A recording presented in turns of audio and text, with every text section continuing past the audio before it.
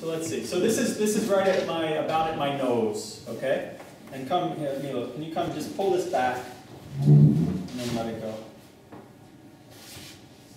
That's good. And I want you to clap together every time it hits the center.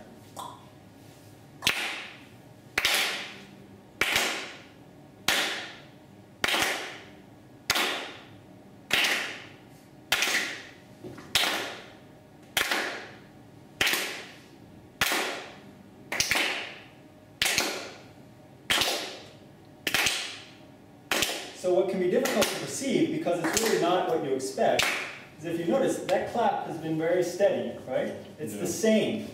It doesn't matter. If I start this out here, it's going to go click, click, click, click. It's going to have a frequency, right? It's going to, but if I start it right here, very, very little, it's also going to go click, click, click. Your intuition kind of tells you that this should be faster, right? You're holding it out farther and you're making a bigger thing and it's going fast, and you should have it like, it should be click, and as it slows down it should go click, click, click, click, click, click, to something.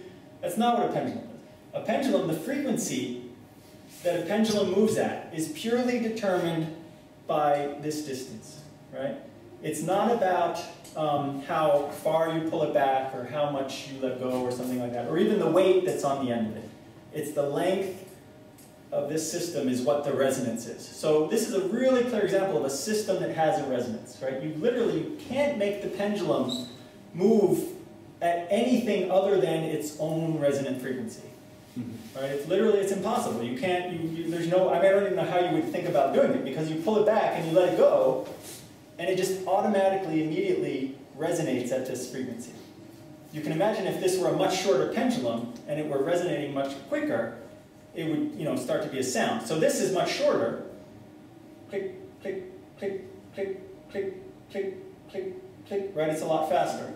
If we did one that was from here, and then if we can find a long space later, you can imagine if you could pull it back very, very far, or you had a very, very long string, it would take a very long time to swing back and forth, right? So the frequency of this system that it resonates at is determined by the length of this string, right? And there's a very explicit and fixed relationship between how fast it oscillates and what the length of the string is, right?